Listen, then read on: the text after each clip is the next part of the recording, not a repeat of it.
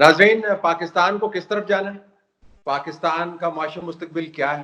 حکومت کی بات سنیں تو وہ آپ کو بتاتی ہیں کہ بس اچھے دن آنے والے ہیں کرونا وائرس کی تباہی کے باوجود۔ اسد عمر ہیں، وہ ہمیں روز بتاتے ہیں کہ پاکستان کے اندر انفلیشن جو ہے وہ کم ہو رہی ہے۔ جب ہم بازار میں جاتے ہیں، جو فوڈ انفلیشن ہے جس کے اوپر چیزیں بک رہی ہیں، وہ آسمان سے باتیں کر رہی ہیں۔ قرضے ہم نے پوسٹ پون کروا لیے، لیکن کبھی نہ کبھی ہم نے واپس تو کرنے۔ اگر سب کچھ ٹھیک بھی ہو جائے تو اس ملک کی معیشت کو سب نے مل کے دھکا لگانا ہے، وہاں پر آ کے آپ کو سیاسی طور پر بڑی لڑائی نظر آتی ہے۔ ہمارے پاس زبیر صاحب موجود ہیں، محمد زبیر، جو ایکس گورنر سندھ ہیں اور اب وہ لکھتے بھی ہیں اخبارات کے اندر، اپنے ویوز سے ہمیں آگاہ بھی کرتے ہیں۔ ہمیں اسکائپ پہ جوائن کر رہے ہیں۔ بہت شکریہ زبیر صاحب، آپ نے ہمیں جوائن کیا۔ ایک یہ بتائیے گا کہ میں واقعتاً سمجھنا چاہتا ہوں کہ جب اسد عمر یہ کہتے ہیں کہ یہ حکومت یہ کہتی ہے کہ انفلیشن کے فگرز نیچے آئے ہیں، تو فیکچولی بالکل کریکٹ ہے، واقعتاً نیچے آئے ہیں، اور یہ انٹرنیشنل فگرز بھی ہم دیکھتے ہیں تو اسسمنٹس دیکھتے ہیں، ان میں نیچے ہی بتاتے ہیں۔ یہ اچھی اچیومنٹ ہے کیونکہ ہم انفلیشن کو نیچے لانا چاہتے ہیں، ایکسیپٹ فار فوڈ انفلیشن۔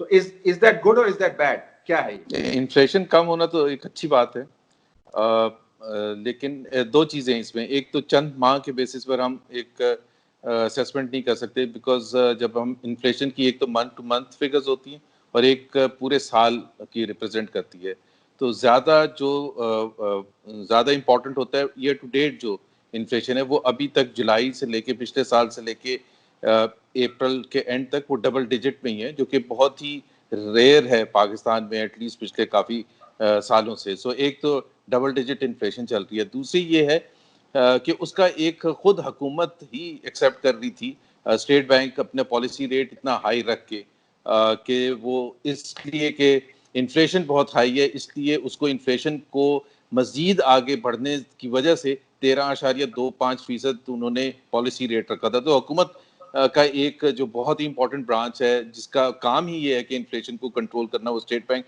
وہ خود اعتراف کر رہا تھا۔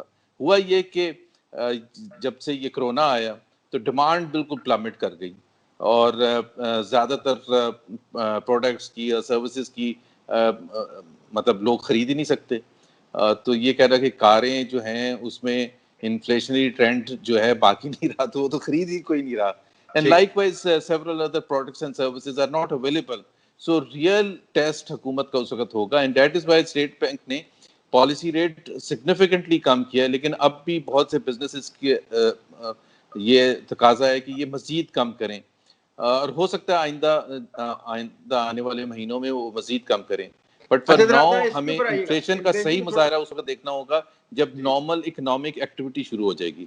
اچھا، normal economic activity, I'm glad آپ نے مینشن کیا۔ نارمل اکنامک ایکٹیویٹی کب شروع ہوگی؟ جس قسم کے نمبرز ہمارے پاس آ رہے ہیں، اب جو اسیسمنٹس ہمارے سامنے آئی ہیں، ہماری جیسی اکانومیز جن کے اندر اکنامک اسٹریٹجک ڈیپتھ نہیں ہے، 3-4 فنڈامنٹلز ہیں، اگر وہ آگے پیچھے ہو جاتے ہیں تو ہماری اکانومی جو ہے لانگ ٹرم اس کا ڈیمیج ہے۔ تو ہم کہتے ہیں کہ نارمل اکنامک ایکٹیویٹی، ذرا بزنس جب کھلے گا تو چلیں انڈسٹریز خوش ہو جائے گا، سروسز سیکٹر کو تھوڑا سا پک اپ کر جائے گا، لیکن بہت بڑا بلک ہے جہاں پہ لوگوں کے روزگار گئے ہیں۔ اور اسد عمر کے میں فگرز دیکھ رہا تھا، ہاریفک فگرز ہیں، کوئی 3-3.5 کروڑ لوگ جو ہے غربت کی سطح سے نیچے وہ بتا رہے ہیں، اور بزنسز لاکھوں کی تعداد میں بند ہو رہے ہیں۔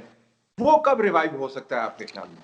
بڑی انٹرسٹنگ ہے کہ جب کرونا کا امپیکٹ نہیں آیا تھا جب تک، تو اس وقت تک اگست 2018 سے لے کے مارچ 2020 تک تقریباً 1 کروڑ لوگ غربت کی لکیر سے نیچے چلے گئے تھے، لیکن آپ نے کبھی اسد عمر کو یا کسی اور کو اس اہداف کا کبھی ذکر کرتے ہوئے نہیں سنا تھا۔ اب ان کے لیے ایک بڑا اچھا سنہری موقع آ گیا کہ تمام جو خرابی ہے معیشت میں وہ کرونا کے ذمہ ڈال دیں۔ تو first time in almost 20 months, یہ ریکارڈ کی بات میں بتا رہا ہوں کہ ہم چیخ کے بات کرتے تھے، لیکن حکومتی عہدیدار نے آج تک یہ بات نہیں کی تھی کہ کتنے لوگ ریگولرلی کنسسٹنٹلی غربت کی لکیر سے نیچے جا رہے ہیں، اور جو ایکسپیکٹڈ بھی تھا۔ اصل چیز یہ ہے کہ مارچ 2020 تک جب تک کرونا کا امپیکٹ نہیں تھا تو ہماری جو فائنینشیل حالت تھی وہ بہت ہی خراب تھی، اور وی ور آن دا برنک، اور اس سے نمبرز ڈیمونسٹریٹ، اکانومی میں دیکھیں جو مرضی ہم بحث کر لیں میں اور آپ، at the end of the day the numbers speak for themselves, چاہے وہ ٹیکس کلیکشن کے اہداف تھے، وہ وی ور وے شارٹ. مطلب ہم نے 3 ٹریلین کلیکٹ کیے تھے مارچ کے اینڈ تک 9 مہینے میں. ٹارگٹ تھا ہمارا 5.5 ٹریلین. سو جب 9 مہینے میں 3 ٹریلین کیے تو باقی 3 مہینے میں تو 2.5 ٹریلین نہیں کرنے تھے. So at best we would have ended at 4.2. تو دیٹ وڈ ہیو مینٹ کہ 1.3 ٹریلین روپیز. اور یہ سب یہ ہم ایکچوئل کیش زبیر آپ کیش کی بات کر. قطع کلامی کر رہا ہوں, آپ بھی تو پولیٹیکلی ظاہر ہے بائسڈ ہو کے بات کرتے ہیں جب آپ پرانی جو حالت ظاہر ہے اکانومی کو اس کو دہراتے ہیں. دیٹ مینس کہ آپ کہہ رہے ہیں کہ کرونا یا نہ ہوتا ہے نہ ہوتا فرق نہیں پڑنا تھا, which will not be factually correct. وہ corona has devastated economies, established economies کو تباہ کیا. تو یہ کہنا ہے کہ کرونا سے پہلے ہی خراب تھا doesn't necessarily mean کہ کرونا نے اس کا امپیکٹ نہیں ڈالا. بہت بڑا امپیکٹ ڈالا. کرونا نے تو امپیکٹ کیا. کرونا کا امپیکٹ ہم سسٹین تھوڑا بہت کرتے اگر ہماری اکانومی کی حالت تھوڑی بہت ٹھیک ہوتی. لیکن اگر آپ فیبری میں چلے جائیں, آپ جنوری میں چلے جائیں, آپ مارچ میں چلے جائیں, انڈیپینڈنٹ اکانومسٹ کسی کا بھی آپ جا کے پڑھ لیں یا سن لیں تو واٹ ور دے پریڈکٹنگ. اور جس طرح میں نے آپ کو ٹیکس ریونیو کا کہا جو سب سے زیادہ امپورٹنٹ ہے, ٹیکس ہی نہیں کلیکٹ ہوگا تو آپ آگے کیا کریں گے. اور جتنا ٹیکس کم کلیکٹ ہوگا اتنا زیادہ آپ کا ڈیفیسٹ زیادہ ہوگا, اتنی زیادہ قرضے لینے زیادہ ہوں گے. اسی طرح سے آپ کی گروتھ ریٹ جو تھی وہ 2% پر تقریباً ہونی تھی یا اس سے بھی کم, کیونکہ 3 مین سیکٹرز ہوتے ہیں. ایک انڈسٹری وہ نیگیٹو تھا اور وہ نیگیٹو رہنا تھا پورے سال کے لیے, ظاہر ہے 9 مہینے نیگیٹو تھا. ایگریکلچر نیگیٹو, سروسز میں تھوڑی سی گروتھ تھی بٹ وہ آف سیٹ نہیں کر سکتی تھی. تو آپ کا 1% سے 2% کے درمیان گروتھ رہنی تھی. تو اس کا مطلب یہ ہے کہ لوگ غربت کی لکیر سے نیچے بھی آ رہے تھے کنسسٹنٹلی, اور پلس ان امپلائمنٹ میسو اسکیل پر تھی. اسی طرح سے آپ کی ایکسپورٹ جو تھی انسپائٹ آف میسو ڈیویلیویشن اس نے 1% گروتھ دکھا رہا تھا 9 مہینے کے اندر, which means nothing. So first year flat تھا اور سیکنڈ ایئر پہ 1% کی گروتھ تھی. جی ڈی پی گروتھ میں نے بتایا 1 سے 2 کے درمیان تھی, جو پاکستان کی تاریخ میں ون آف دا لوسٹ ہے. سو آپ کے جتنے بھی انڈیکیٹرز تھے وہ تو بہت ہی زیادہ خراب تھے. اب جب آپ کی جو اتنی ایک بڑا سمپل سا ایک یارڈ سٹک ہے کہ انہوں نے جو انحصار کیا تھا, ان کی اسٹریٹجی تھی لو گروتھ ہائی انفلیشن. سوچا نہیں تھا یہ ہو گیا کنسسٹنٹلی 20 مہینے میں low growth high inflation. It's a recipe for disaster. تو اب اوپر سے کرونا آ گیا. اب ان کو ایک موقع بڑا اچھا مل گیا کہ کرونا کے ذمہ اب یہ ڈال دیں گے سارا کے سارا کھاتا. جب نارمل حالات میں یہ حکومت مینج نہیں کر سکتی تھی, جب آپ کو 5.8% گروتھ ریٹ ملا, انفلیشن آپ کو 5% سے کم ملی, اور over a period of 4 years, not just 1 month اور 2 منتھ کی ہم بات کر رہے ہیں, 2014 سے لے کے 2018 تک کنسسٹنٹ گروتھ پیٹرن بھی نظر آیا. تو اگر آپ کو اہداف ملے اور آپ اس کے بعد اتنی خرابیاں پیدا کر دیں تو آپ خود سوچیں. اور اس کا خود ایکسیپٹنس بھی تھی کہ آپ نے دیکھا معاشی ٹیم کو بار بار تبدیل کیا گیا. اسد عمر جو کہ ظاہر سی بات ہے جنہوں نے نئے پاکستان کا تصور امپلیمنٹ کرنا تھا, ان کو 8 مہینے کے بعد نکالنے کا مطلب کیا تھا؟ یہی تھا نا کہ یو آر ایکسیپٹنگ کہ جی جو آپ کے جو بھی اہداف تھے, جو پرفارمنس تھی, اس کو آپ نے ایکسیپٹ کر لیا کہ حماد اظہر اوپر نیچے ہوتے رہے, پھر اس کے بعد ایف پی آر چیئرمین جو ہے وہ آتے جاتے رہے, تو تبدیلیاں آئیں. لیکن اس میں واپس آئیں تو آپ یہ فرما رہے ہیں, میں نے اسحاق ڈار کا بھی آرگومنٹ نوٹ کیا, یہ تو آپ یہ کہہ رہے ہیں کہ کرونا اور نو کرونا ان کے بس کی بات نہیں ہے. So what you are seeing is کہ درمیان کرونا کے اور درمیان اکنامک کیوس کے ہمیں سیریسلی یہ دیکھنا چاہیے کہ حکومت یہ کام کر سکتی ہے نہیں کر سکتی, اور کلیئرلی یو آر سیئنگ کہ وہ نہیں کر سکتی. تو اگر وہ نہیں کر سکتی, جب وہ نارمل حالات میں نہیں کر سکتی تھی طلعت, تو اب کیسے کر سکتی ہے؟ آپ جو انسٹیٹڈ آرگومنٹ آپ کر رہے ہیں وہ یہ کر رہے ہیں کہ آپ کو ایک سیاسی تبدیلی بھی بیچ بحران کے چاہیے, تو مطلب حکومت بھی پھر تبدیل ہونی چاہیے. کرونا کافی نہیں ہے, پھر حکومت بھی تبدیل ہونی چاہیے, کیونکہ یہ تو مینیج کر نہیں سکتے, کیونکہ آپ کے آرگومنٹ کا سیکوینس یہی بنے گا نا. اگر یہ میرا آرگومنٹ کا سب سے پہلا آپ نے کہا F B I chairman, B O I chairman, میرا خیال ہے ابھی کوئی بی او آئی چیئرمین ہی نہیں ہے. 3 چینج کر چکے ہیں, فائنانس سیکٹری چینج کر چکے ہیں. اور چینج بھی آپ دیکھیں ذرا کہ ایف بی آئی چیئرمین پچھلے سال اپریل میں جا کے چینج کیا, اپریل کے اینڈ میں, جو کہ فسکل ایئر کا پیریڈ ہوتا ہے, اس کا جا کے وہ چینج کیا. دسمبر میں شبر زیدی جو بعد میں لگائے گئے وہ چھوڑ کے چلے گئے, ان کی تبدیلی آپ نے اپریل تک نہیں کی. اب آپ کی سیریسنس کی تو یہ بات ہے, فائنانس منسٹر آپ وہاں سے لے کے آئے ہیں, آئی ایم ایف سے, اسٹیٹ بینک کا governor, so they don't have the team, but the biggest problem is the کپتان. نیکسٹ لیول پہ چلے جائیں گے تو آپ کیا کہہ رہے ہیں, حکومت پھر تبدیل ہو جانی چاہیے. ایک تو دیکھیں جی, ہم یہ نہیں کہہ رہے کہ کرونا کے بیچ میں حکومت تبدیل ہو جائے. ظاہر ہے پاکستان یا کوئی بھی ملک اس وقت تو الیکٹورل پروسیس میں جا ہی نہیں سکتا. آئی مین آپ باہر نہیں نکل سکتے تو آپ الیکٹورل پروسیس کی کہاں سے بات کریں گے. سو اس وقت تو ہم اللہ سے دعا گو ہی ہو سکتے ہیں کہ تھوڑی سی عقل آ جائے اور پالیٹکس چھوڑ کے معیشت پر فوکس کریں. بٹ جو وارننگ سائن تھے وہ اسد عمر نے کل دے دیے اور وہ بڑے کلیئر کٹ دے دیے. جو آپ نے کہا نا خطرناک ترین, تو آپ سوچیں اگر 2 کروڑ سے 7 کروڑ, آپ نے وہ شاید صحیح نوٹ نہیں کیا تھا, انہوں نے کہا 2 کروڑ سے 7 کروڑ کے درمیان ایڈیشنل لوگ غربت کی لکیر سے نیچے. اب اگر آپ مڈ پوائنٹ بھی لے لیں, کوئی 4 کروڑ وغیرہ لے لیں اور پلس جو آلریڈی تھے, تو آپ سوچیں کہ اس ملک کی کیا معیشت رہ جائے گی, تباہ برباد ہی ہوگی. اچھا اور لیٹس بی کنسٹرکٹیو ہیئر. اچھا لیٹس بی کنسٹرکٹیو ہے. آپ نے کہا جی کہ اللہ سے دعا کرتے ہیں کہ معیشت کے اوپر فوکس کریں, تو 1 2 3 4 5 کیا کرنے کی ضرورت ہے تاکہ, کیونکہ یہ ظاہر ہے یہ نہ اب ان کا مسئلہ ہے, نہ آپ کا مسئلہ ہے, نہ ہمارا مسئلہ ہے, یا فوج کا مسئلہ ہے, عدلیہ کا, یہ سب کا مسئلہ ہے. تو اگر 1 2 3 آپ کو کرنے ہوں انڈر دیز سرکمسٹانسز جو گیونز ہیں, تو کیا کریں؟ دیکھیں سب سے پہلے تو ایک بلیف ہوتا ہے ایک معیشت کو چلانے کا.